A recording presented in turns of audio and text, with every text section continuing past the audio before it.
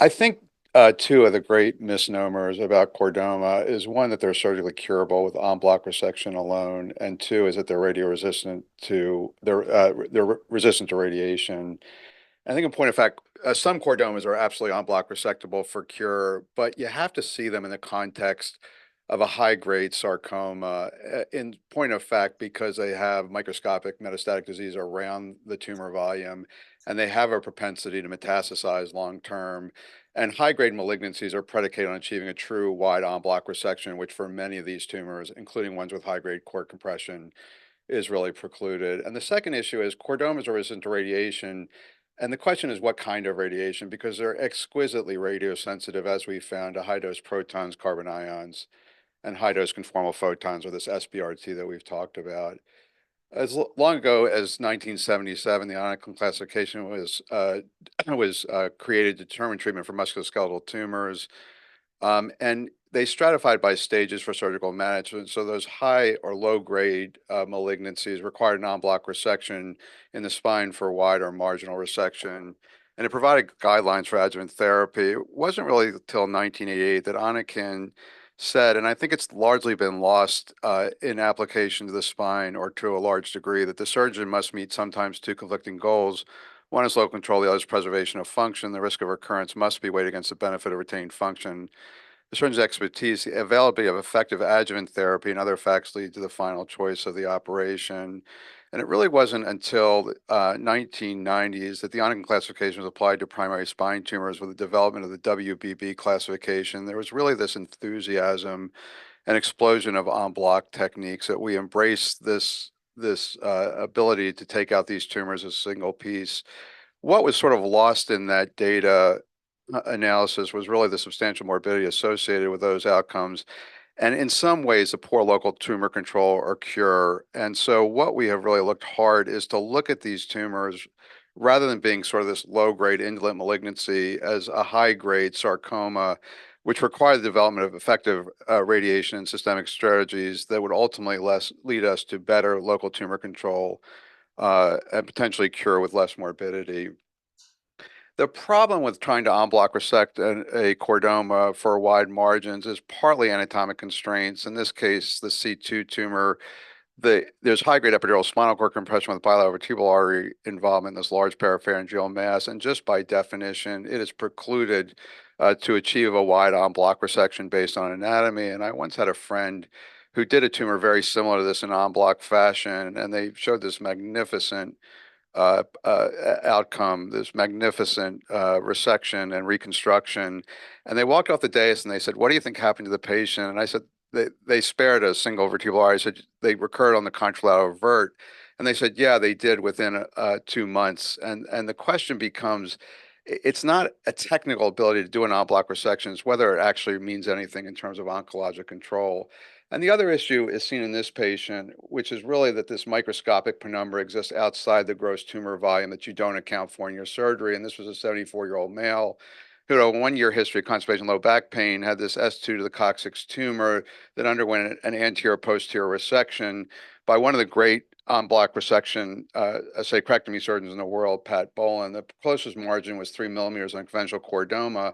And within a year, they had microscopic metastatic disease that had grown. It's not that they didn't do an en bloc for what was intended to be wide margins. It simply was that the microscopic disease was outside the tumor resection that they did. And in point of fact, that's why we see in these sacral chordoma series, this was ours from 2009, there were 42 patients on an en bloc excision, and they achieved wide margins in 63% of patients. The 5 year disease-free interval was survival was 56%, and the local recurrence was 40%. And again, you have to look at these as high-grade tumors. The metastatic lesions in these patients were 31%. Patients did better if you got an en bloc resection, which is accepted, but in all these patients, the intent was en bloc. 63% were wide, and we still had local recurrence of 40%, and then the significant morbidity associated with a high sacrectomy. This is the series from MD Anderson of 50 patients that was published 2021. All patients underwent en bloc excision, of which they achieved 82% negative margins. The median overall survival was 10 years, and it's exactly the same as we saw at Memorial. Local recurrence rates were 40% and median follow-up of 6 years. Negative margin resections did better, but again, you can't overcome the biology, the spectrum of aggressiveness of some of these tumors, and then this microscopic metastatic potential that is incumbent in these types of tumors. And again, significantly high complication rates based on high sacrectomy. This is a wonderful series that Zia put out from the AO Spine Forum. It was 166 patients with mobile spine chordoma, comparing EA, which was en bloc resection for wide or marginal resection, versus EI, which was intralesional. And in point of fact, about 50% of patients had an EA versus EI resection. Adjuvant therapy was given in about 50% of patients, and the local recurrences were 35%. Patients with EA resections en bloc for marginal wide resection did significantly better than those who had intralesional resection, 14% versus 46%. And in point of fact, adjuvant radiation, if they received it, was a significantly negative prognostic variable compared to those who did not get radiation.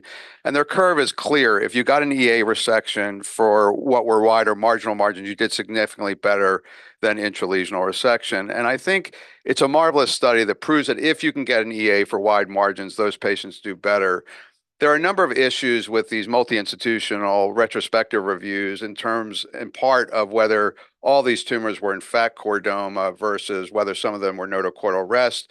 In point of fact, intracompartmental tumors do better than extracompartmental, and they didn't look at that as an outcome variable.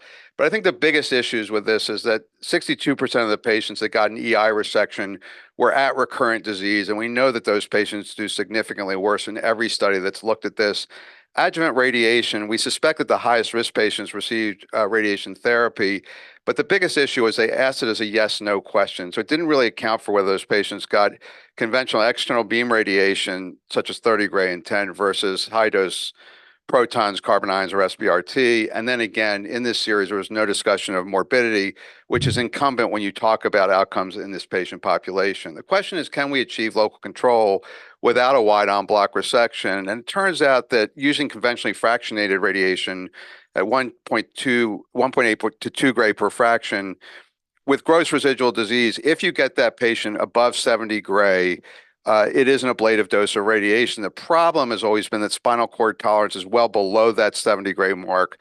It's 50 gray to the spinal cord. And so there have been a number of strategies that have been developed to overcome this this spinal cord tolerance, this limitation of spinal cord tolerance, with the ability to give an ablative dose to the tumor. You can use proton beam or carbon ions, which use a Bragg peak to deliver that dose. And then photon beam, we've talked a lot about SBRT, which is delivered using image-guided intensity modulated radiation therapy, which again can all deliver a cytotoxic dose to the tumor within constraints of spinal cord tolerance.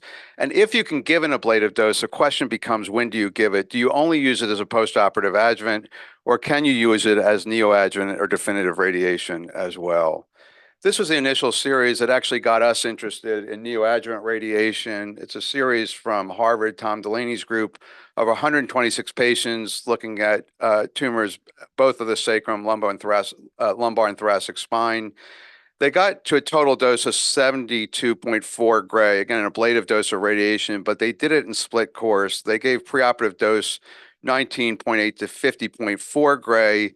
They did then a maximal surgical resection and brought the patient to a total dose of 70.2 to 77.4 gray. The local 5-year local control was 62%, decreasing to 49% at 10 years. The local control was significantly better if they operated him on his primary versus at recurrent disease. Patients did significantly better if you did an en bloc resection versus intralesional, and the patients who got radiation therapy did significantly better with 89% 5-year local control compared to those who got no radiation. It turns out that the best population were those patients who got a completion of radiation with an en bloc resection, and in that patient population, they saw no recurrence. And again, if you look at the series undergoing en bloc resection for sacral chordoma with no radiation, it's a 40% recurrence 5-year versus 0 in this patient population. The big problem with neoadjuvant or preoperative radiation or wound infections, it's much higher with proton beams because 30% of the dose is given to target. And so that's a significant problem when you go to do these patients for en bloc resection, particularly in the sacrum. I think more compellingly and recently, Joe Schwab put out this series in 2023, and I think this is one of the most compelling arguments for adding radiation even to en bloc resection. This is a series of 76 patients with minimum follow-up of 5 years and a median of 9.3 years, all undergoing en bloc resection followed by radiation therapy. There were two radiation cohorts. One got 70 gray RB versus those who got less than 70 gray. In terms of the population that got 70 gray, they did significantly better in terms of 5-year overall survival and 5-year local recurrence-free intervals compared to those who got less than 70 gray. So if you got an ablative dose of radiation, you did better with 93% local recurrence-free interval in the group getting ablative radiation versus 78% in those getting less than 70 gray. And in the patients who got 70 gray, margin status fell out. So even if you got an en bloc intralesional, you still did as well as those patients who got an en bloc for wide margins. So in essence, those patients undergoing C70 RT added to surgical resection, there's a significant benefit in terms of overall survival and local recurrence-free interval, regardless of margin status, and ultimately margin status did not impact overall survival or local recurrence-free interval. We've talked a lot about carbon fibers, and I think certainly when you give proton beam in the postoperative setting, this has been a massive advance in being able to do that safely. So for charged particle radiation, anytime we're considering protons postoperatively, it's a very good indication to put in P carbon fiber. So we talked about it as a neoadjuvant radiation. What about simply using it as definitive radiation? And here's a series also from Harvard of 40 patients who had unresectable chordoma. They took them to a median dose of 77 gray using proton beam radiation. And with no surgery, the 5-year local control was 85.4%. Here's a series using carbon ions, which has largely been used as definitive radiation. 34 patients. It's a sort of an odd hypofractionated dose that they give. And in this series, they had 94% local control at 5 years. And again, there's significant toxicity with charged particles because of the delivery of radiation to target is about 30%. So they get significant skin dosing.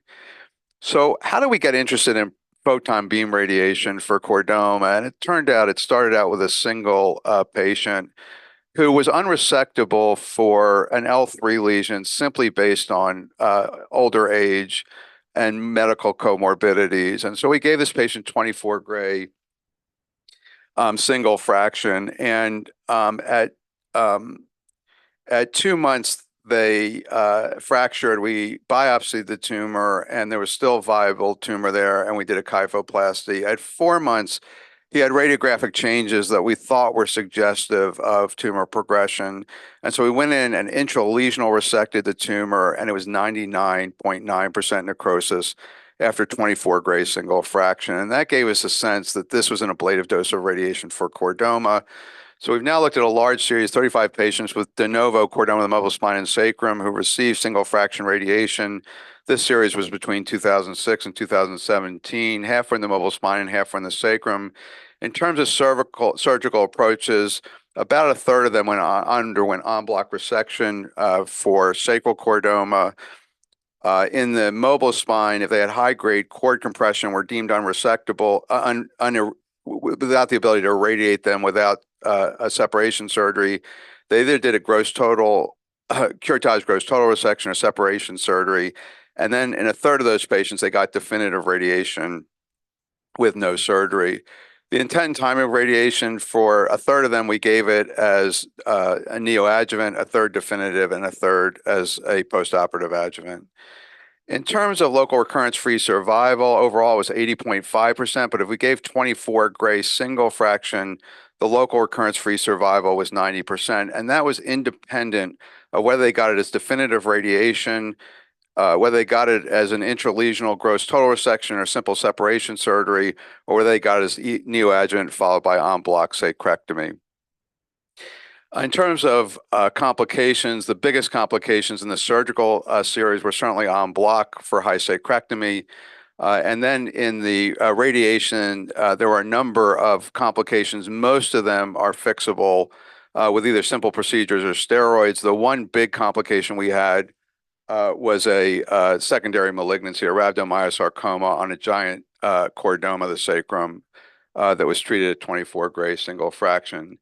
So just some case series here, a patient with a distal sacral chordoma was treated 24 gray single fraction.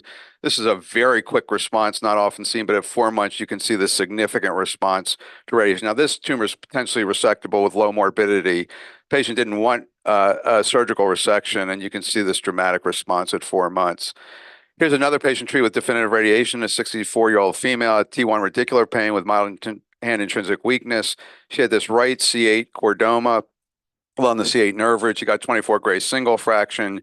You can see the 4-year follow-up film with no evidence of residual recurrent tumor. And we do use DCEM perfusion imaging, and the tumor shows no evidence of activity. Can this be done outside Memorial as definitive radiation? This was a patient from Brazil. They have a very active radiosurgery program. They sent us this patient, the films on this patient, and we recommended radiosurgery. And you can see the 3-year follow-up film with no evidence of residual recurrent tumor. Why do we use separation surgery or resection of these tumors? And it's typically because they have high-grade epidural tumor. We don't think they're candidates for en bloc resections for wider marginal margins, and we need a better target for radiation. So here's a 57-year-old female, had a 6-month history of clumsy hand syndrome. She had the C5-6 vertebral body disease with very high-grade cord compression. Instead of taking her simply or trying to do an en bloc resection, which we think is fraught with positive margins and a significant amount of morbidity, we did an intralesional gross total resection followed by 24 gray single fraction.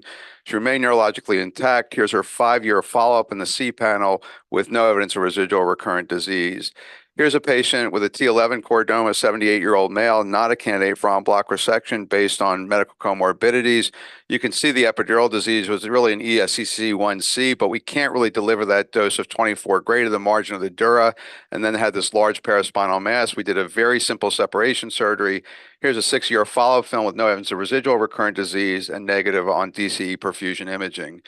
Here's a patient with an L2 chordoma with very high-grade thecal sac compression with this massive amount of tumor in the epidural space. Again, not a candidate for en bloc resection for wider marginal margins. We took them for simple separation surgery followed by 24 gray single fraction.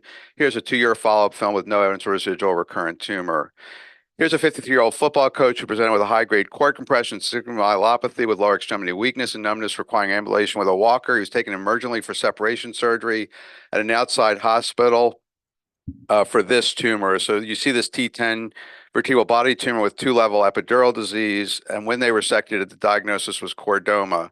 With this resection, a simple separation surgery, they got neurologic recovery on this patient who was in Asia, Asia C. And you can see in this film, they did a very good construct for metastatic disease, but we've seen these constructs fail long-term in patients who are out more than 3 years. So we took them back for a redecompression in part because we didn't have a good enough target to give 24 gray single fraction, then re-instrumented them with cement-augmented pedicle screws, a dual rod construct, and we took a vascularized fibula, vascularized rib graft, and rotated for a posterior lateral fusion. We gave 24 gray single fraction. Here's a 3-year follow-up film with no evidence of residual recurrent tumor, both on standard MR and DCE imaging. There is a lot of data on cervical spine chordoma, and in point of fact, at C12, because of the incumbent morbidity and low control rates, many people have abandoned it. This is a study from Chris Ames' group, which really shows a significant complication rate of 71% in resecting C12 tumors. Here's that patient that we initially presented, a 54-year-old female with a high cervical myelopathy, needle biopsied chordoma. The intent was to do separation surgery followed by 24 gray and then take them back for a transmandibular resection. We did separation surgery. You can see we simply reconstituted the thecal sac and did occipital cervical fixation. We gave 24 gray single fraction. This is a 7-year follow-up film with no evidence of residual recurrent tumor.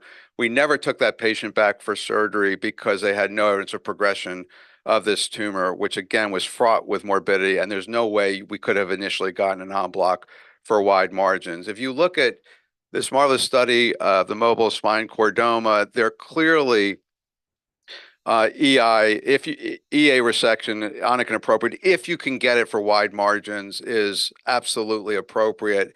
But you're left with this large population of patients who are simply unresectable for an EA resection. And in point of fact, when you give radiation, you at least pull that curve down equal and perhaps even better than what you're getting with an onic appropriate resection. And so we think radiation has a large role to play in these patients. Can you use it at recurrence? This is a 74-year-old with a C6 chordoma resected. He had standalone anterior fixation in an outside hospital and got conventional external beam radiation at 2 years, progressed with this very high-grade cord compression. We took the patient back for simple separation surgery from a posterior-only approach, gave 24-gray single fraction, and you can see this was only an 8-month follow-up film with no evidence of residual recurrent tumor. And here's another patient who presented with an L2 chordoma, had an intralesional resection in an outside hospital, did not get any adjuvant therapy, and within a couple of months had significant progression of this epidural disease. Here's the thecal sac. Here's the large amount of recurrence. We did simple separation surgery followed by 24-gray single fraction. Here's the 6-year follow-up film with no evidence of residual recurrent tumor. As in all malignancies, you cannot simply rely on surgery and radiation. There's a large amount of study being done now on immunotherapy. We had the sense that chordoma is actually remarkably potentially sensitive to immunotherapy. There's a lot of PD-L1 receptors in chordoma. This was actually a renal cell, which is a very immunogenic tumor, and you can see this large tumor mass. This was twice irradiated and progressed, and Dr. Yamada wasn't willing to give the entire tumor volume what we think was an ablative dose of radiation due to skin toxicity. So essentially, on dual checkpoint inhibitors, he only treated the middle third of that tumor to 27 gray, and 2/3 of the tumor got no radiation dose at all. You can see the 1-month follow-up film with significant necrosis in the tumor, the 2-year imaging, the DCE images are stone cold. We now have just completed a combination nivolumab checkpoint inhibitor with radiation for recurrent tumor. I haven't seen the results of that, but there's a very good signal in that. And then there are tumors like this where we have multifocal chordoma where you can't resect and irradiate for cure.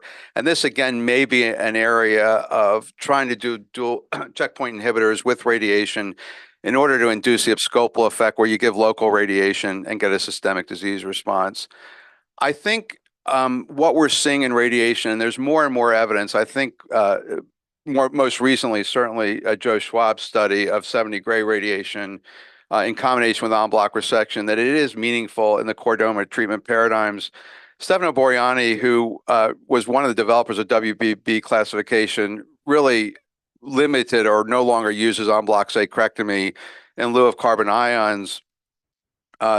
There is an attempted sacral randomized controlled trial being done in Europe, but they cannot accrue to the en-bloc arm due to the morbidity and what is seen to be parity with definitive proton beam. And I think, Z and I have been doing this a long time and working really hard to figure out how to get this right. I think in 2004, we did a debate and we really had no data, but we thought there was a signal that these tumors were relatively radiosensitive if you gave a big enough dose.